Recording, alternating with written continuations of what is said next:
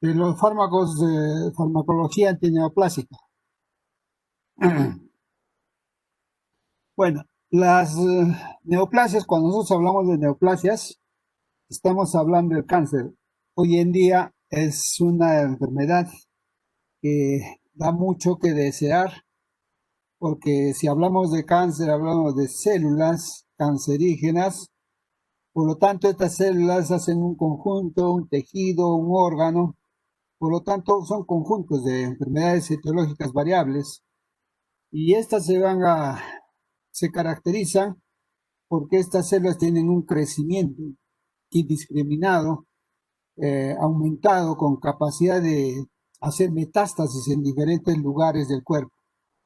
Por lo tanto, el objetivo de la terapéutica antineoplásica, ¿no?, anticancerosa, puede ser una de las que la mayoría pensamos una eliminación completa de todas las células cancerosas. Hasta el día de hoy no se ha logrado ese objetivo principal de eliminar prácticamente todas las células cancerosas.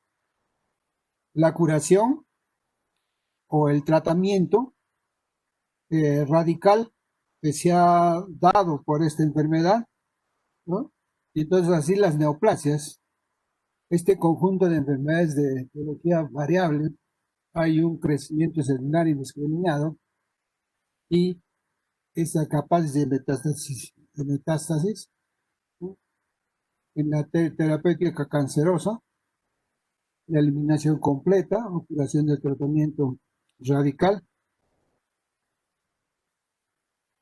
y generalmente no está localizado, existe metástasis, no es posible su erradicación, lo que estamos mencionando. Por lo tanto, prolongar la vida o hacer que nuestros pacientes tengan una supervivencia o una mejor vida es lo que nos compete a nosotros, la familia, generalmente la más cercana, ¿no? Siempre se dice que hay que darle soporte psicológico, mental, ¿no?, para que este paciente se sienta un poco aliviado de los síntomas y así prolongue la supervivencia y más que todo, darle calidad de vida. Por lo tanto, la terapia es paliativa. Nosotros en la experiencia que tenemos de estos pacientes, generalmente es tratar el dolor. El dolor que es ya en la fase terminal, es en cada momento estamos yendo a los domicilios, ¿no?, para darle el soporte de supervivencia. Y así no se puede, generalmente el paciente con neoplasias es un paciente muy especial. Entonces, el conjunto de tratamientos que hoy en día se utiliza para tratar el cáncer se denomina en forma genérica tratamiento antineoplásico, ¿no? Va a ser por un conjunto de diversos fármacos que actúan mediante diferentes mecanismos inhibiendo el crecimiento celular. Los citostáticos, los clásicos, tienen en común la capacidad de alterar el ciclo celular, provocando la muerte de la célula. Vamos a ver también cómo podemos disminuir su capacidad de proliferación. Entonces hablamos de los mecanismos de acción de los fármacos antineoplásicos. En la literatura, ustedes van a revisar algunos libros, que esto es diverso. Y un mínimo fármaco puede presentarse diferentes mecanismos, aunque pensamos nosotros que lo habitual es que predomine uno de ellos. En la actualidad, como ven, no hemos logrado. Este efecto no es selectivo para todos, no es selectivo para la célula tumoral, por lo que los tejidos en rápido crecimiento se verán también afectados. Y entre los más afectados vamos a tener la piel, las mucosas, la médula ósea, las células germinales. Por lo tanto, en la quimioterapia neoplásica vamos a ver la capacidad de alterar el ciclo celular, ¿no? Volvemos a repetir en la muerte celular. El efecto no selectivo sobre la célula tumoral, realmente la piel y las mucosas, y la atención de tejidos de rápido crecimiento, la médula ósea y las células germinales. Los más frecuentes de los efectos de la quimioterapia, más frecuentes las náuseas, los vómitos, generalmente en la frecuencia de aparición va a depender del tipo del agente. Hay protocolos de utilización de los citostáticos e incluso hay terapias para estos efectos secundarios como las náuseas, los vómitos. En algunos se ha tratado, se requiere tratamiento antiemético con dexametasona de 10 a 20 miligramos, ¿no? De dexametasona. También se ha visto los antagonistas de los receptores de serotonina tipo 3, ¿no? Y también el tratamiento con apreptán, ¿no? Antagonista de los receptores de la neuricina 1. Entonces, estos efectos secundarios, 70%, ¿no? Controla las náuseas y los vómitos si es que aplicamos por este esquema. Pero ustedes, como verán, este efecto adverso generalmente se encuentra muy frecuente en la terapia de quimioterapia. La toxicidad hematológica, vamos a ver que limita las dosis total del citostático. La dosis total que nosotros hemos administrado, y entonces vamos a tener las posibles apariciones de las neutropenia, que obliga a un tratamiento antibiótico, un tratamiento de amplio espectro, ¿no? Cuando se asocia con fiebre, cuando se va a asociar a inflamación. Entonces, los diversos esquemas de tratamiento de la neutropenia febril, ¿no? Que es el más habitual, en la asociación también de cefalosporinas de tercera generación y aminoglucosos. Es importante, nosotros ya vamos a llevar en el curso en las siguientes clases, cuando hablemos de antibióticos, vamos a ver que las cefalosporinas de tercera generación,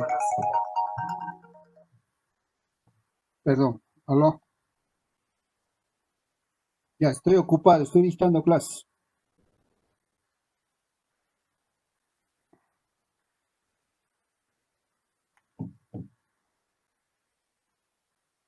Como venía diciendo, ¿no?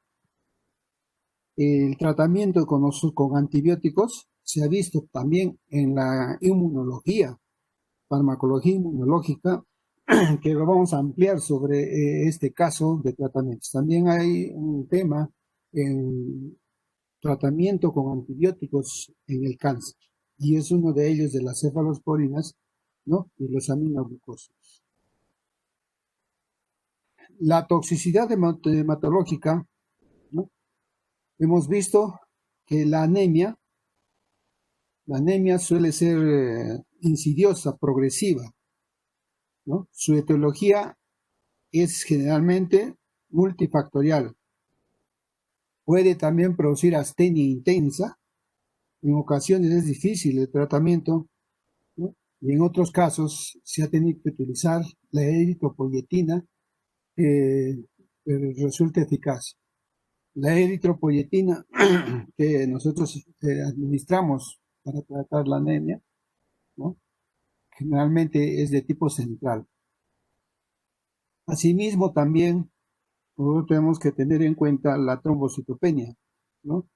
que es más frecuente en pacientes con tumores hematopoyéticos y en casos graves puede recurrirse a la transfusión de plaquetas, ya en los casos graves. La toxicidad de los antineoplásicos pueden ser agudas, pueden ser precoz, retardada o tardía, ¿no? Según el momento de aparición, vamos a clasificarlos. En la toxicidad inmediata, puede ser que se presente horas a días. Acá vamos a incluir las emesis, reacciones anafilácticas, ¿no? E insuficiencia renal aguda. En la toxicidad precoz, que es de días a semanas, vamos a ver que generalmente está relacionada con la leucopenia, la alopecia y la mucositis. La toxicidad retardada en semanas o meses se manifiesta con neuropatía periférica. La neuropatía periférica, ¿no? Puede decir espasticidad de la parte de los miembros superiores generalmente, ¿no?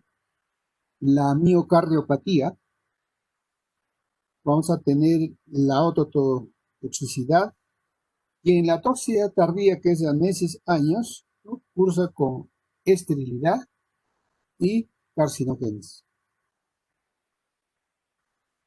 Vamos a ver también la resistencia, ¿no? A los antineoplásicos. Cuando nosotros vemos las células tumorales, ¿no? Que son capaces de generar resistencia a los tratamientos establecidos, a uno de los mecanismos de resistencia pueden ser intrínsecos y otros son adquiridos. Y entonces vemos la relación de la resistencia intrínseca y la resistencia adquirida. Y cuando nosotros vemos el contacto con citostáticos, ¿ya? Uno de los mecanismos más destacados es la expulsión del citostático.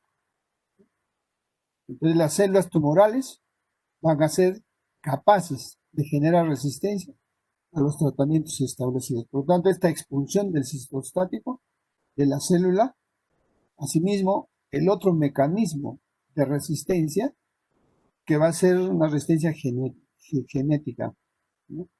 Una protección frente a los tratamientos, una resistencia en la ampliación genética, que nosotros vamos a ver cómo protege, ¿no? El organismo frente a los tratamientos. Los principales citostáticos, dentro de lo que vamos a estudiar, ¿no? Vamos a tener los alquilantes, antibióticos antitumorales, antineoplásicos derivados de plantas, los antimetabolitos y los derivados del platino. Importancia que vamos a dar porque vamos a relacionar con la inmunología los alquilantes, los antimetabolitos, ¿no? Y los antitumorales. Existen otros fármacos no clasificables, ¿no? En ninguno de los grupos anteriores, pero que tienen una utilidad principal. No es el tratamiento del cáncer, pero lo han mostrado eficaces en combinación con antineoplásicos. En el control de ciertos tumores, además en los últimos años, está probado otras terapias derivadas de estudios biológicos moleculares, hablando de inhibidores de la tirosinasa, hablando de los anticuerpos monoclonales, o también los inhibidores de las proteosomas, ¿no? Por eso estamos hablando de farmacología inmunológica. Asimismo, también tenemos que el número de fármacos que se encuentran en este grupo va a ser muy amplio y están en profundo desarrollo.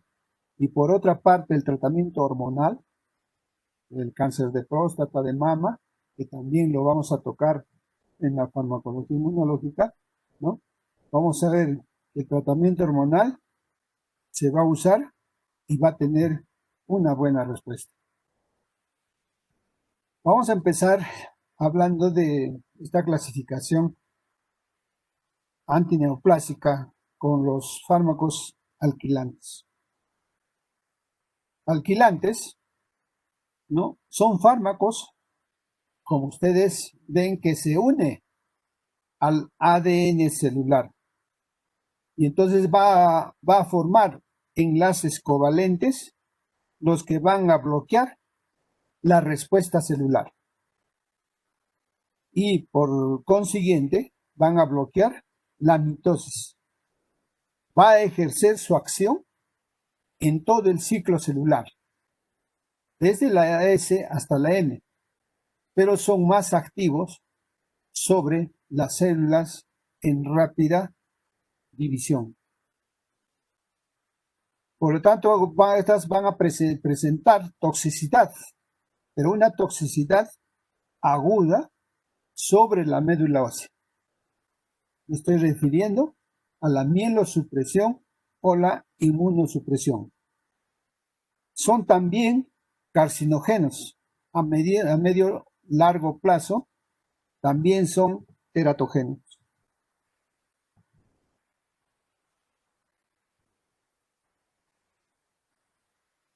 Las mostazas nitrogenadas, y uno es la mecloretamina, ¿no? Fue el primer fármaco antitumoral. La semivida corta de administración inmediata. Este estudio a nivel mundial, como parte del estudio en la Primera Guerra Mundial, ¿no? Del gas mostaza, de repente se acuerdan en fisiología, ¿no?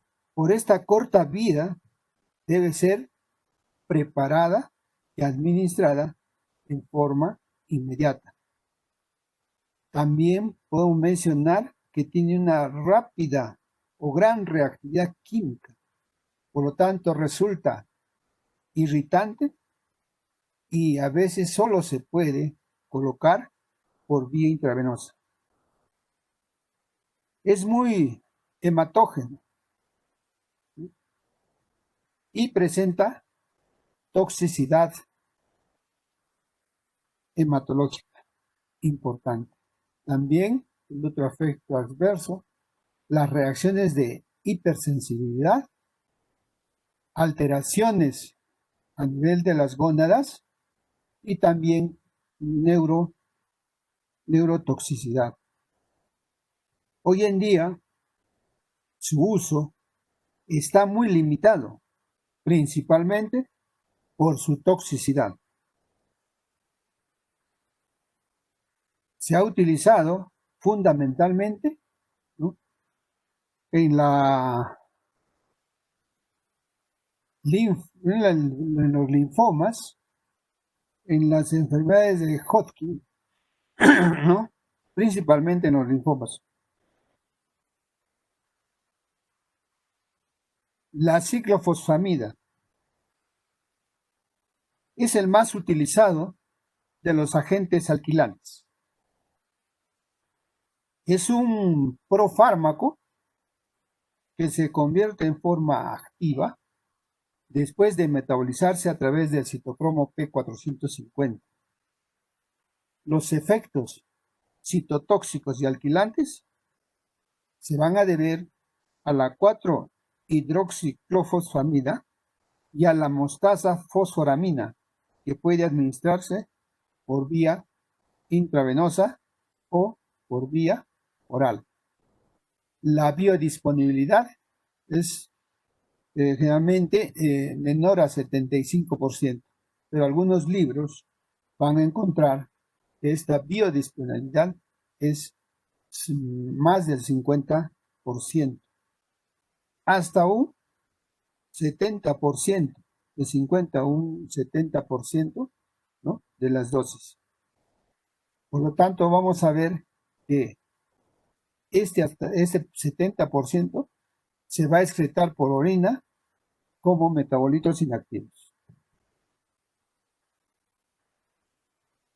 La ciclofosfamida, su efecto adverso más característico, ¿no?, son la mielosupresión. Este fármaco, si nosotros vemos, es el más utilizado. Es un profármaco, se metaboliza por el citocromo P450. El efecto es citotóxicos y alquilantes, la vía intravenosa oral, y el 70% se secreta por la orina. Entonces, estos efectos adversos, la mielosupresión, ¿no?, se utiliza en en una gran variedad de tumores, ya que es amplio y tiene un espectro también amplio. Asimismo, la facilidad de administrar y el rango de dosis que tenemos que tener en cuenta. Por lo tanto, se puede utilizar generalmente, ¿no?, en forma combinada con otros fármacos, que es muy útil en la enfermedad de Hodgkin y también en otros linfomas. Y en las leucemias linfoblásticas aguda infantil, y también se puede utilizar, ¿no?, como inmunosupresor. La isofosfamida es un análogo de la ciclofosfamida, ¿no?, por vía oral, se administra por vía oral, su biodisponibilidad es el del 100%. Hay que precisar la dosis. Cuando nosotros aplicamos dosis elevadas para poder obtener el principio activo. Y también este fármaco produce metabolitos tóxicos. Produce menor mielodepresión, ¿no?, pero mayor porcentaje de cistitis hemorrágicas.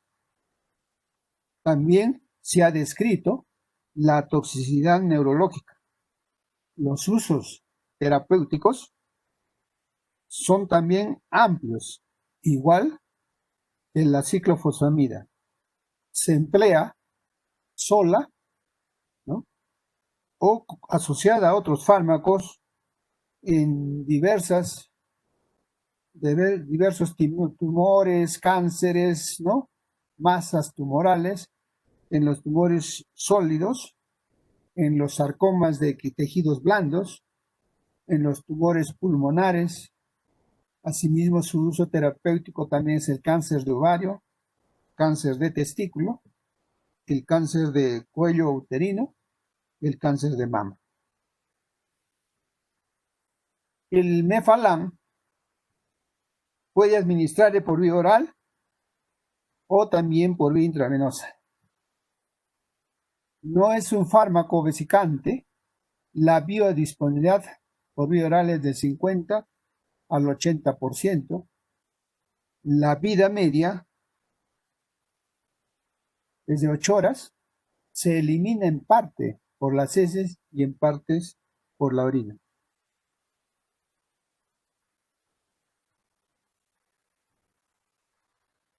En los efectos adversos, ¿no?, tenemos la intensa mielosupresión, y también vamos a ver los tumores en médula ósea, mielomas malignos, cáncer de ovario.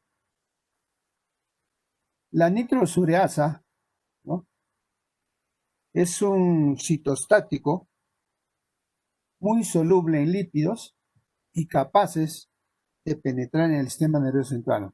Por lo tanto, podemos decir de que este fármaco atraviesa bien la barrera hematoencefálica. Las más utilizadas son la carmustina, la semustina y la streptozotocina.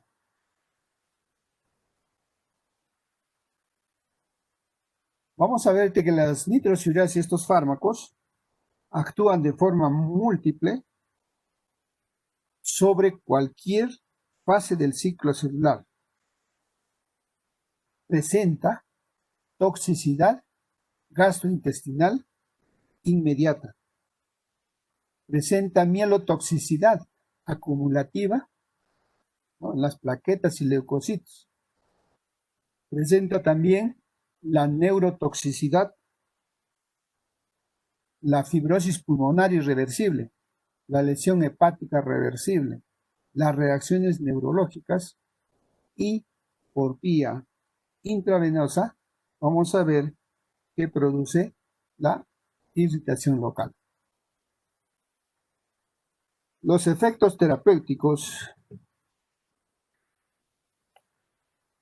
vamos a tener en cuenta, ¿no? Se denomina a la decarbazina DTIC.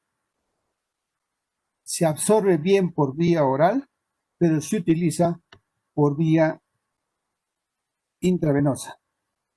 Generalmente se utiliza para el tratamiento del melanoma, para el tratamiento de la enfermedad de Hodgkin y también para los sarcomas.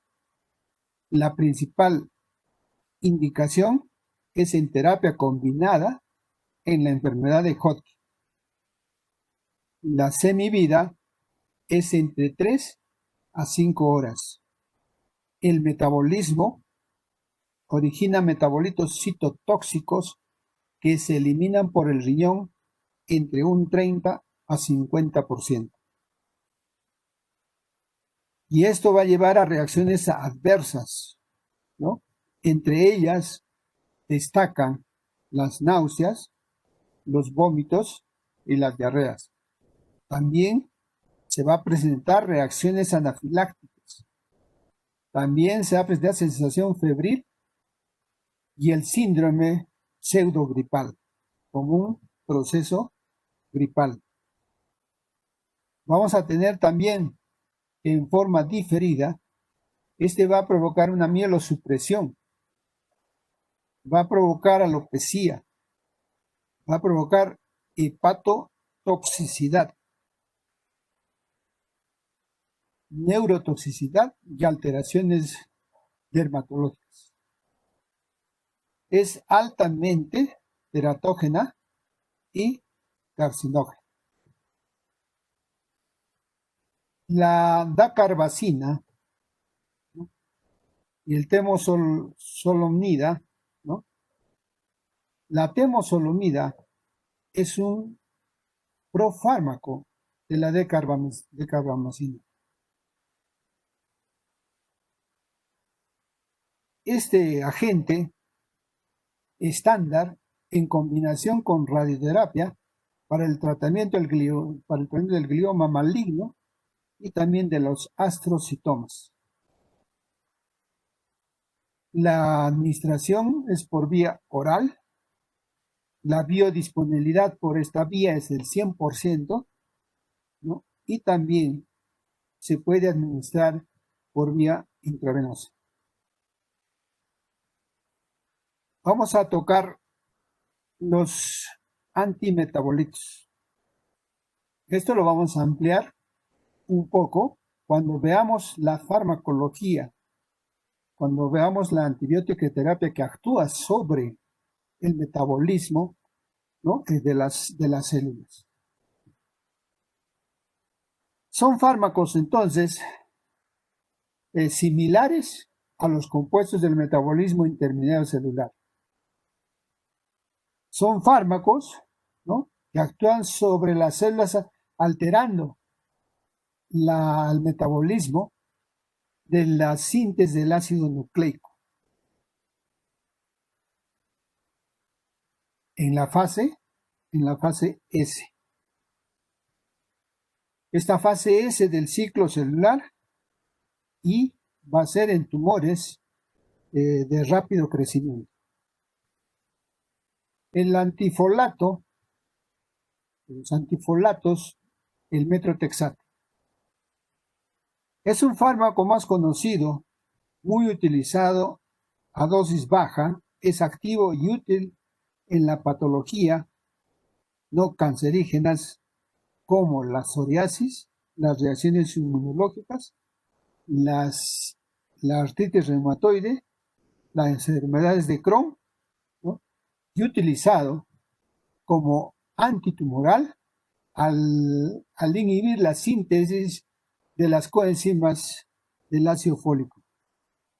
Su acción puede ser contrarrestada por la síntesis de nuevas moléculas que sintetizan folatos y que pueden ser utilizadas para reducir la toxicidad del metrotexato. Medicación que se usa como rescate, ¿no? Que lo vamos a ver más adelante. La acción es dependiente del tiempo de exposición, ¿no? Y también de la concentración. Esa concentración va a ser alcanzada y la exposición va a ser depende del tipo de exposición que nosotros tengamos. Este fármaco utiliza un transporte, ¿no? Ese transporte, donde vamos a ver que la acción dependiente del tiempo de exposición, ¿no? Para acceder a la célula. Pero a dosis altas, hemos visto que puede acceder por difusión pasiva, ¿no? Y puede utilizarse por vía intravenosa o por vía intramuscular. También se puede utilizar por vía intratecal a dosis bajas, ¿no? Por la parte digestiva. Cuando hablamos de dosis bajas, estamos hablando de que en estas dosis se absorbe por todo el tubo digestivo, pero a dosis altas, vamos a ver, se prefiere la vía intravenosa. Vamos a ver que también se distribuye por todo el organismo y se va a acumular en la distribución tricompartimental como acumulación en los diferentes sitios, por ejemplo, en el líquido preural, en el líquido abdominal cuando hay ascitis, ¿no? Y también en el líquido cefalorraquídeo. Se elimina sin modificarse por la orina en un 90%. Dentro de sus efectos adversos del metrotexato, de los efectos adversos, vamos a ver que produce toxicidad medular, produce mucositis, náuseas, vómitos, nefrotoxicidad y aumento de las transaminasas. La mucositis y la mielodepresión van a ser reversibles. Y otros efectos dependen de la vía de administración. La vía de administración que va a depender en la farmacocinética de las velocidades de administración, las velocidades de absorción. Las indicaciones, ¿no? Su espectro antitumoral es muy amplio. Cuando hablamos de dosis bajas, se emplea en el coriocarcinoma, se emplea en la leucemia linfocítica aguda y en el cáncer de mama. Y las dosis altas de medicación, esta medicación viene a ser de rescate en las dosis altas para el linfoma maligno, para el sarcoma osteogénico, para el carcinoma epidermoide de cabeza y cuello, para el carcinoma de pulmón de células pequeñas. Pero nosotros vemos que cuando se utilizan dosis altas en el hospital, ¿no?, es imprescindible la monitorización de las concentraciones plasmáticas, es imprescindible la monitorización también de la medicación de rescate, ¿no? Se suele realizar con leucovorina, interrumpiendo el tratamiento antes de que aparezcan los efectos tóxicos del metotrexato, especialmente en la mielodepresión.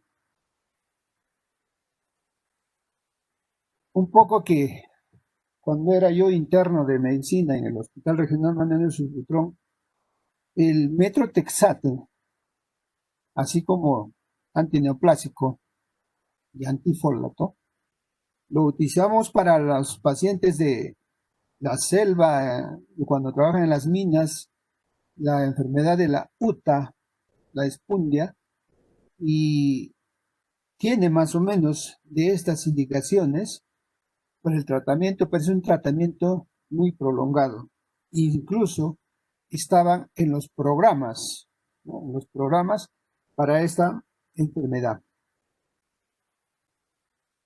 Otros fármacos dentro de este grupo son el trimetrexato, el pemetrexed y también el raltitrexed. Estos fármacos son derivados del metotrexato, ¿no? Estos fármacos, sus perfiles son similares al mecanismo de acción del metotrexato. Vamos a estudiar ahora otros fármacos que son los análogos de las purinas. Son inhibidores del metabolismo de las purinas mediante diversos mecanismos. En este grupo va a incluir la 6-mercaptopurina, o también lo vamos a encontrar con la sigla de 6-MP, ¿no? Tenemos la azatioprina, ¿no?, con las siglas ASA. Habíamos hablado ya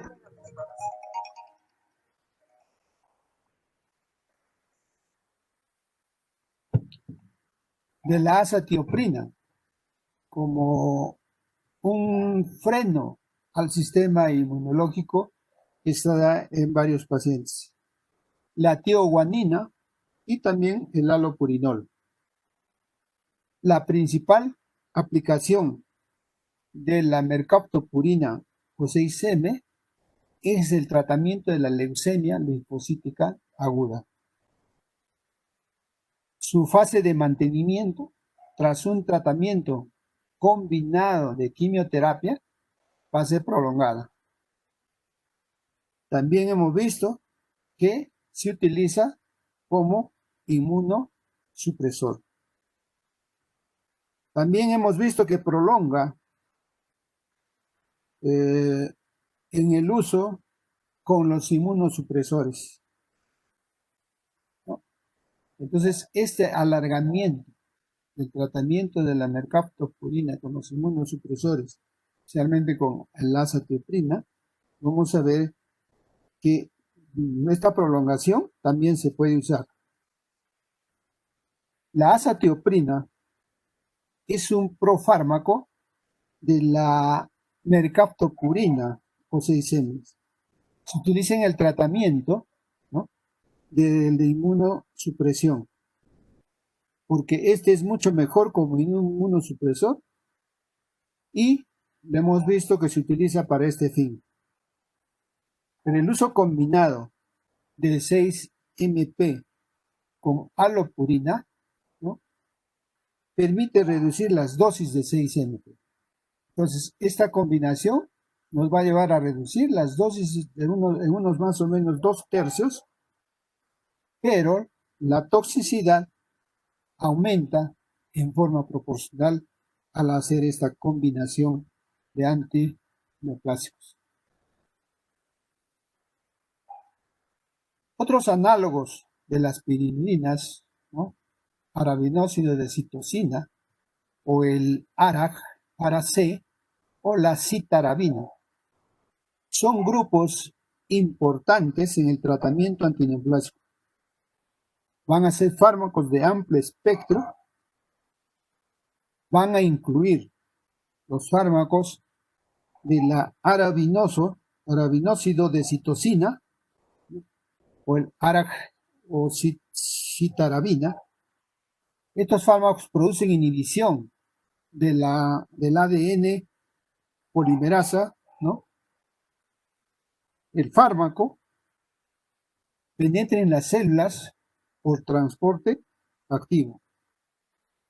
Es transformado en su forma activa por una enzima. En la parte fisiológica del tratamiento, ¿no? Vamos a ver que es transformado en su forma activa, ¿no? Por esta enzima, cuya expresión puede variar de un paciente a otro, originando diferencias de acción de la resistencia. Por tanto, puede producirse por disminución de la capacidad de la célula para transportarlo al interior o también por disminución del metabolismo. Entonces, esta resistencia por disminución del transporte o del metabolismo que se va a caracterizar estos fármacos. Así también este fármaco, cuando se da por vía oral, casi no se absorbe. Hay que administrarlo por vía intravenosa, pero también se puede administrar por vía intratecal. La semivida plasmática de este fármaco es muy corta. Más o menos es del 10%, ¿no? Que nosotros vamos a ver en la eliminación, ¿no? Y va a ser por la orina, sin cambios, ¿no? Y el resto va a ser inactivo. Sus principales efectos adversos se caracterizan por leucopenia y trombocitopenia. En estos pacientes, ¿no? Se ha visto como es un potente mielosupresor, también este fármaco va a originar náuseas, ¿no? Vómitos, estomatitis, el síndrome pseudogripal, también va a presentar, ¿no? Alteraciones de la función hepática.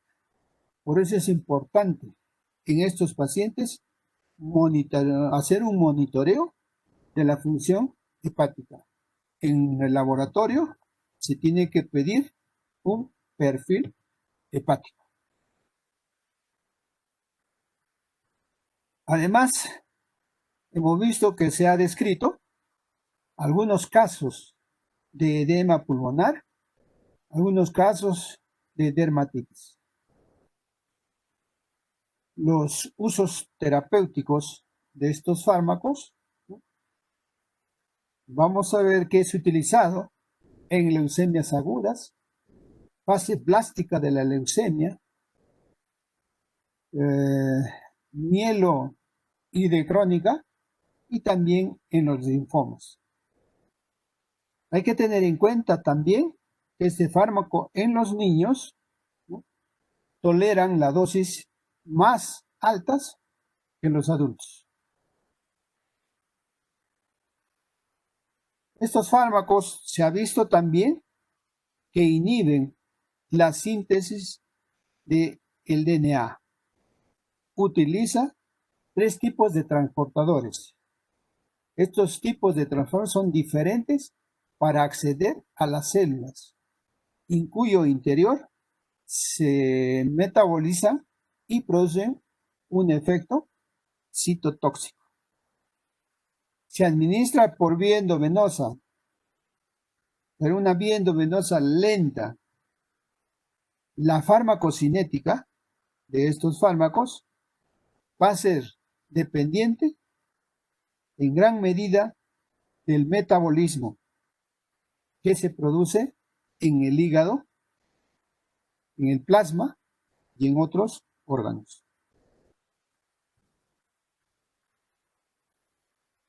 Los análogos, la gemcitabina,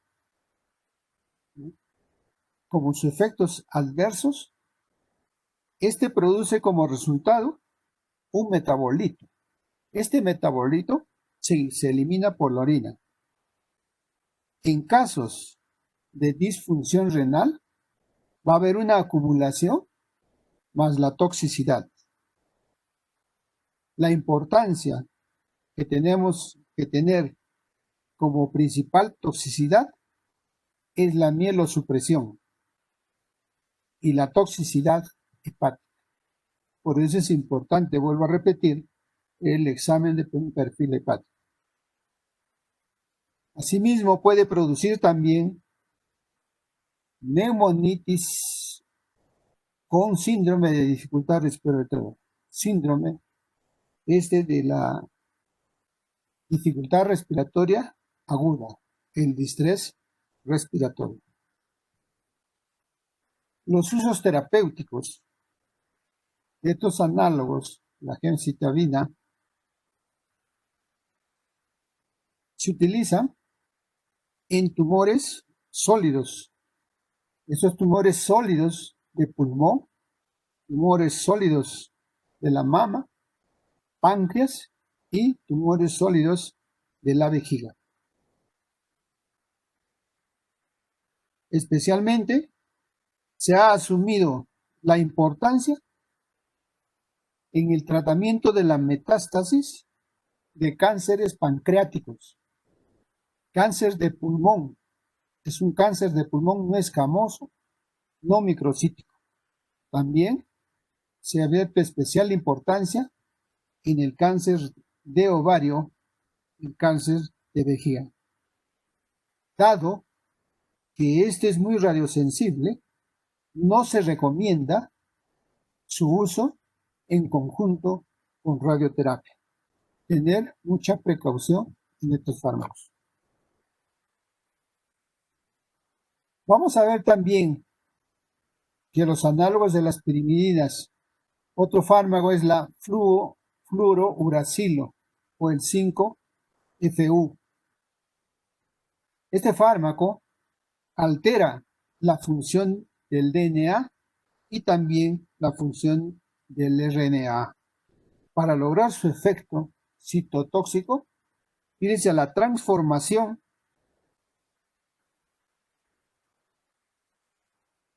de las enzimas y va a utilizar varias rutas. Existen varias rutas, especialmente las metabólicas, para lograr su transformación.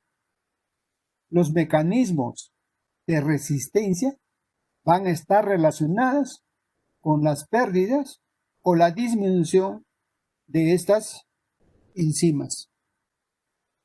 Estas enzimas que son necesarios para activar el fluoracilo o 5-FU.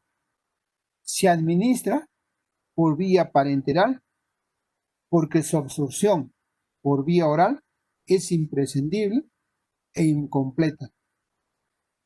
Se metaboliza en el hígado y también va a haber alteraciones genéticas en la enzima que lo metaboliza y puede dar lugar a la toxicidad, una toxicidad muy importante que tenemos que tener en cuenta. En los efectos adversos, la toxicidad más significativa del fluoracilo 5-FU es aquella producida a nivel gastrointestinal. Además, puede descender o desencadenar, ¿no?, una leucopenia. Puede desencadenar alteraciones dermatológicas y asimismo puede una cardiotoxicidad. Asimismo, entre otras, se utiliza para gran variedad de tumores, pero raramente se utilizan como monoterapia. Se ha demostrado mucha eficacia en el carcinoma de colon, pero un carcinoma de colon metastásico, también en el carcinoma del tubo digestivo alto, en los cánceres de esófago, ¿no?, y también vamos a ver en el carcinoma de mama. Como hemos dicho, se ha visto bastante, ¿no?, que estos usos terapéuticos del fluoracilo, ¿no?, en el cáncer de colon, en un cáncer de colon metastásico. Otro fármaco, el raltitricel, ¿no?, en las pirimidines, es similar al 5-FU, ¿no?, que se asocia con intensa astenia. Se utiliza sobre todo en el cáncer de colon. El cáncer de colon metastásico tiene menos toxicidad, ¿no?, y provoca una intensa astenia. Se utiliza el fludarabin en trastornos linfoproliferativos. Destacan, entre otros, la fludarabina, el pentostatin, pero la fludarabina se administra por vía oral, por vía intravenosa, ¿no?, en forma de fosfatos. La disponibilidad, cuando se administran por vía oral, es de 55 al 60%. Su semivida de este fármaco es de 10 horas. Se elimina por vía renal. En casos de insuficiencia renal, nosotros tenemos que ajustar la dosis.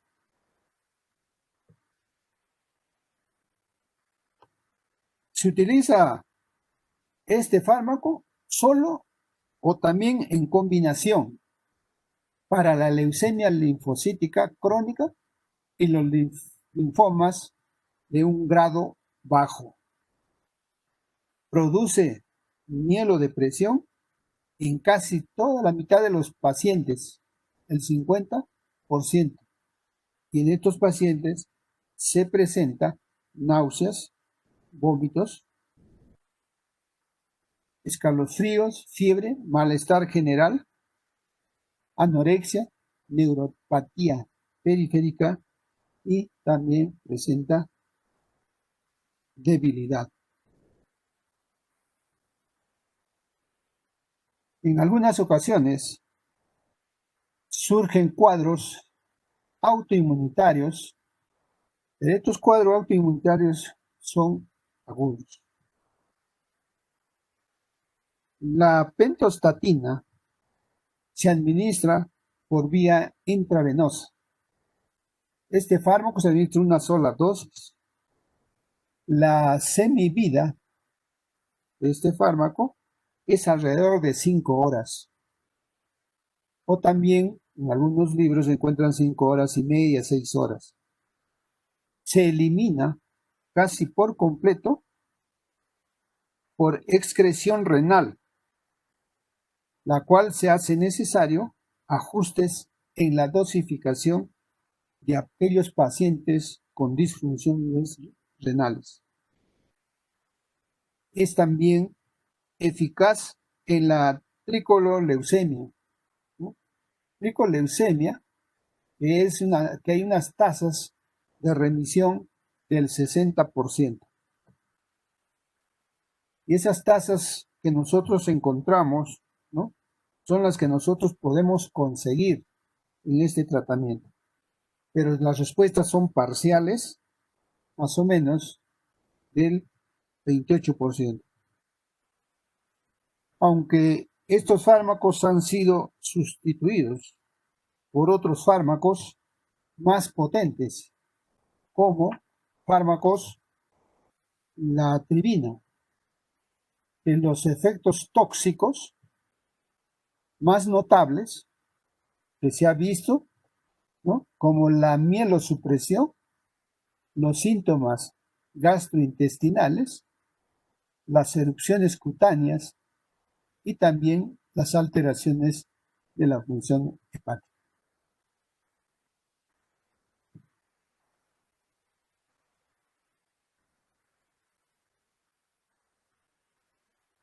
También podemos decir